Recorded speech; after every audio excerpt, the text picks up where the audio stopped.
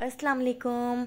आज मैं आपके लिए बहुत ही ज़बरदस्त देगी कोरमे की रेसिपी लेकर आई हूँ। ईद की दावत में आप इस कोरमे की रेसिपी को भी ज़रूर ट्राई करें, बहुत ही मज़ेदार बनता है। घर के मसालों से बहुत ही इजी तरीके से आज मैं आपको बीफ के कोरमे की रेसिपी बताती हूँ। 1 किलो के हिसाब से आज हम बहुत ही ज़बरदस्त देगी कोरमा बनाएंगे।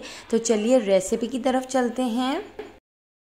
मज़ेदार देगी कोरमा बनाने के लिए देखिए एक कुकर के अंदर हमने 1 कप ऑयल ऐड कर दिया है।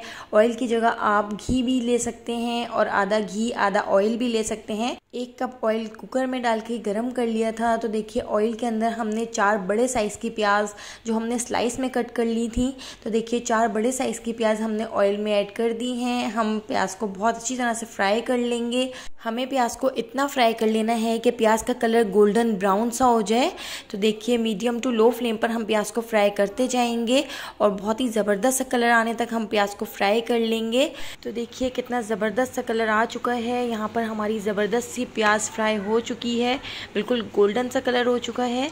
तो इसका ऑयल रिलीज़ करके हम प्याज को बाहर निकाल लेते हैं। प्याज को निकाल कर हम एक प्लेट में रख लेते हैं।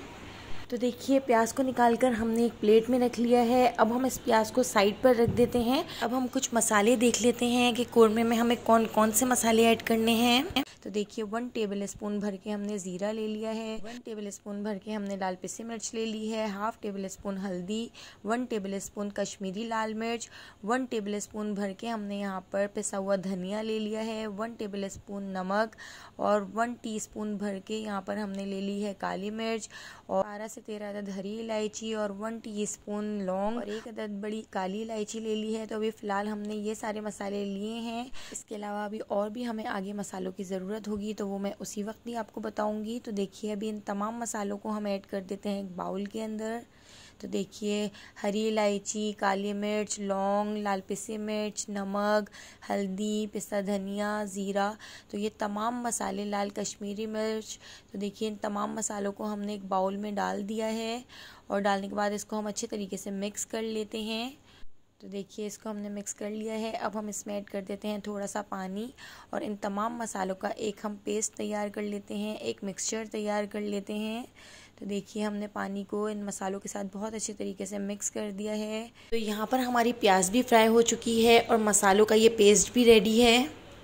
जिस 1 कप ऑयल में हमने प्याज फ्राई की थी तो उसका आधा ऑयल हम दही में ऐड कर देंगे। तो देखिए यहाँ पे हमने आधा किलो दही ले ली है और दही के अंदर आधा ऑयल हमने ऐड कर दिया है। ऑयल को दही में ऐड करके हम इसको बहुत अच्छी तरह से मिक्स कर देंगे। हमें इसको इतना मिक्स कर लेना है कि दही और ऑयल अच्छी तरह से यकजान हो जाए। बहुत ही ज़बरदस्त कोरमा बन के तैयार होता है, बिल्कुल शादियों वाला देगी कोरमा आज हम तैयार कर रहे हैं। तो यहाँ पर मैं 1 केजी के हिसाब से कोरमे की रेसिपी आपको बता रही हूँ।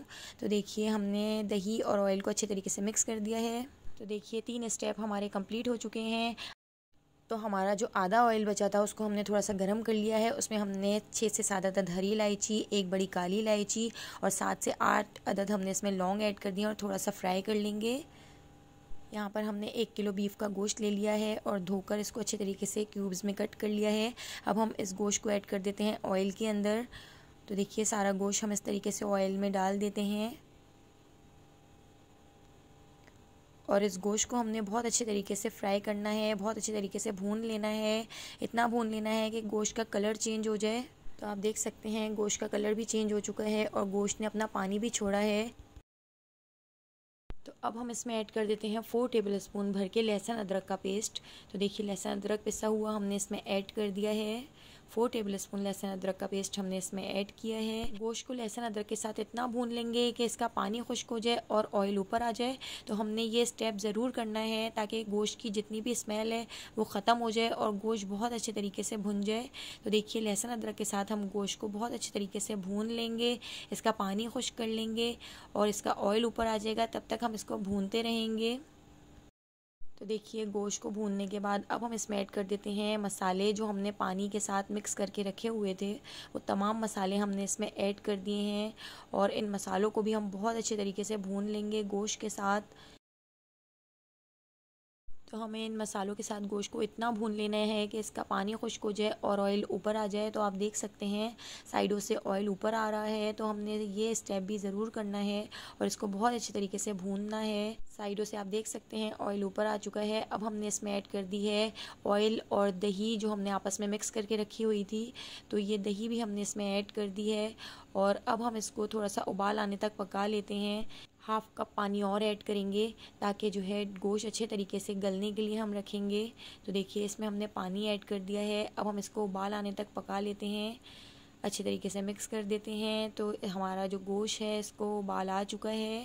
तो देखिए उबाल आने के बाद अब हम इसको कवर करके लो फ्लेम पर 40 मिनट्स के लिए छोड़ देते हैं ताकि हमारा जो गोश्त है वो अच्छे तरीके से गल जाए। तो देखिए 40 to 45 मिनट के लिए हमने गोश्त को छोड़ दिया था और हमारा गोश्त बहुत अच्छे तरीके से टेंडर हो चुका है।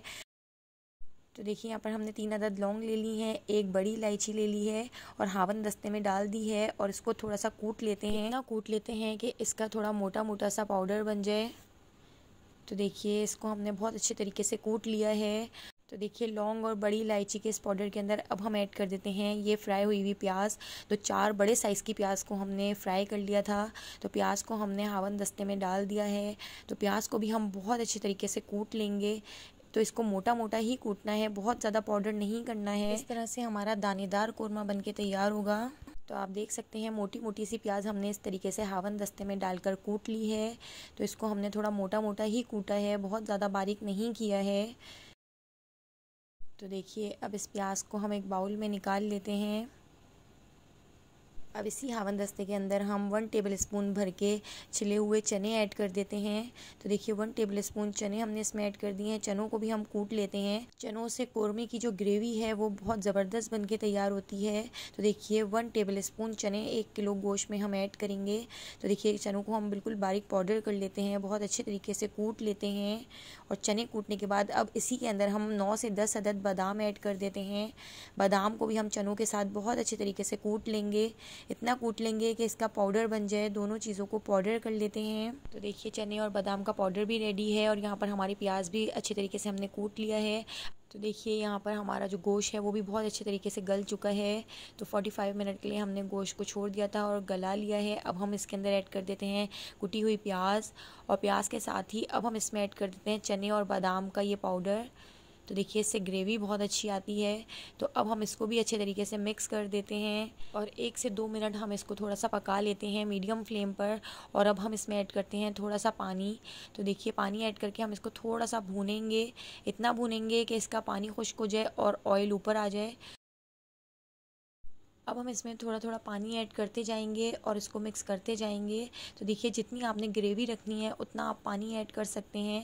तो देखिए 1 गिलास भर के मैंने इसमें पानी ऐड किया है। मीडियम टू हाई फ्लेम पर हम इसको भूनते हैं। तो देखिए पानी भी हमने इसमें ऐड कर दिया है। आप अपने हिसाब से इसमें ग्रेवी रख सकते हैं। तो मैंने 1 गिलास भर के इसमें पानी ऐड किया है जितनी मुझे ग्रेवी रखनी है। अब हम इसको उबाल आने तक पका लेते हैं। तो देखिए इसको उबाल आ चुका है। अब हम क्या करते हैं, इसको कवर करके लो फ्लेम पर 15 मिनट के लिए छोड़ देते हैं। तो देखिए लो फ्लेम पर छोड़ने से इसका ऑयल भी ऊपर आ चुका है और यहाँ पर हमारा मज़ेदार ज़बरदस्त सा देगी शादियों वाला कोरमा बनके तैयार हो गया है। अगर आपको मेरी ये रेसिपी पसंद आई हो तो आप एक बार इसको ज़रूर ट्राई कीजिएगा और मुझे कमेंट करके बताइएगा कि आपको मेरी ये रेसिपी कैसी लगी। मेरे चैनल को सब्सक्राइब कर दीजिएगा, बेल आइकन को प्रेस करना बिल्कुल भी मत भूलिएगा। इस तरह क्या होगा, आपको मेरी हर वीडियो का नोटिफिकेशन सबसे पहले मिल सकेगा और आप मेरी सारी वीडियोस वॉच कर सकेंगे। लाइक करना मत भूलिएगा। तो आने वाली वीडियो तक मुझे दीजिए इजाज़त। अल्लाह हाफ़िज़।